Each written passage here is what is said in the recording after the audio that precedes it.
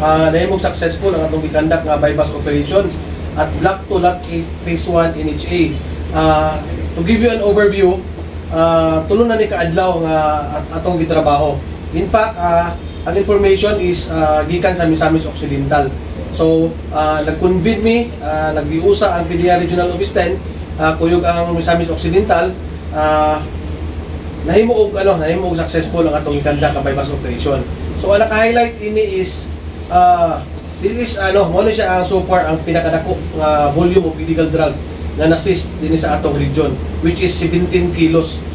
So far, in fact, maabot na siya og street value of 115,600,000. So, I believe alarming ni siya kay dili tiaw ang droga nga nag-flood sa atong area. And again, bago ta magsugod dito sa inyong mga tubag sa makutana, akong i-appreciate, akong ipasalamatan ang atong kauban sa Philippine National Police kay dili pud magmalampuson kung wala ang effort. So dili lang ni sa effort sa PDEA, kundi unified effort ni sa atong other law enforcement unit composite. Ikaduha, labi na sa Misamis Occidental, ako lang po ipaabot, pasalamaton sila sa suporta sa ilang local government units headed by Governor Henry Waminal o ang uban nga mga supportive nga local government units sa Misamis Occidental. And also, ang ato pong Mayor sa Dakbayan sa Cagayan de Oro, Mayor Clarence Oy. Mix ang among atong gibati, ani dili lang kami, I also believe sa kauban nato sa media o sa community. Nalipay ta kay atong na-confiscate, atong na-stop ang mao nga kining supply. Kaya naman tayo programa nga supply reduction. Yes, nakat nato ang supply. But other side of the coin is we have to worry. Kaya ngano ang ga-flood man ang mga illegal drugs. Kaya kung atong sabton mangod, pag taay supply, nagi consumer na market. So muna karon ang atong gina intanggo. While nakata sa supply, ang atong barangay drug clearing program, ka-effort pod nga matagaan og intervention ang mga market sa mga illegal nga droga. Kani siya ka trabaho is intelligence driven. But pasabot amo nang nahagip ang mga organization. In fact ato na gid silang mahalangan na gid ang ang usa ka sindikato nga dili tiya ato na confiscate sa ilaha.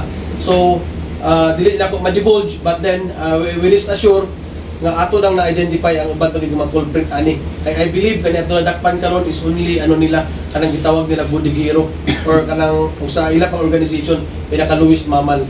So ako nakita biktima pud sila, but then due sa ilaha kay nganong engage sila aning pagbaligya or nagpauto sila aning mga personality nga atong na-identified nga mga dagko unta nga atong ipanikamutan nga sila nga atong mga man-neutralize. Kanano, we believe dili lang sa Cagayan de Oro, but I believe in some other provinces, near provinces sa Region 10. Usa nga subject for distribution aning illegal nga droga. Kay 17 kilos, di sa gumutuo nga intended for Cagayan de Oro na or province of Misamis Oriental only. So I believe other parts of Northern Mindanao mudawat aning mga illegal nga droga. Wala tayo na-identify aning men in uniform, wala nato gi-trace back pa for backtracking pata karon.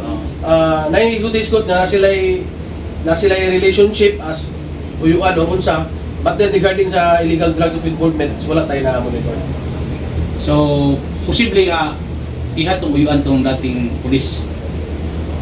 Iyang uyuan by blood. Kami sa PDEA, sa National Headquarters, atong gina-identify ang origin or identification sa mga illegal drugs. Tungod kay sa among na-monitor, atong yan lang sa una sa nadakpan na mo sa Limkit kay isgikan sa Myanmar. And so far karon ato nakita lahi pod nga packaging. So it is very beneficial nga makuha na mo ang report sa National Headquarters after na ito masabit sa laboratory kung asa pa gyud ang another origin sa mga illegal drugs para pod ato mapakusgan ang atong mga atong mga tawag atong mga boundaries atong ma-protect kama tayo mga seaport interdiction unit o airport interdiction unit. So by that may makan to asa ang source atong atong ma-intensify ang puwersa sa atong mga boundaries para di makasulod ang mga illegal nga droga. Kani ang si PDEA ug ang Philippine National Police quarterly mi nga na intel fusion but pasabot nga tinabanga mi sa among mga intelligence nga nagather. So kani sila product ni sa among mga intel fusion nga ginakandak regularly together with other units 11 ang Philippine National Police. Kaning usa 19 years old, ang isabot 36 years old. Ang target nato is 36 years old.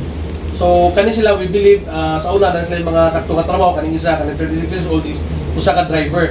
But then tungod siguro sa kawan-on o na-hired sila sa mga sindikato para lang mag-store sa mga illegal nga droga, then ginadictate po sila nga kaning nga droga ihatag dito or nay transaksyon nga makasulod, sila pud ang mahimong front.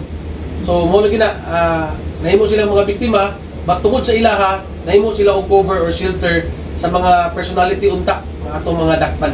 So wala mi nakurat nga adto nga bulong illegal drug tungod kay usa sa mga drug route is ang atong kining sa dagat tungod kay surrounded by water ta, so diya nila gina pasulod or gina pa agi ang maong illegal nga droga. Although mangyunta nga naman tay seaport interdiction unit nganong kakasulod magyapon.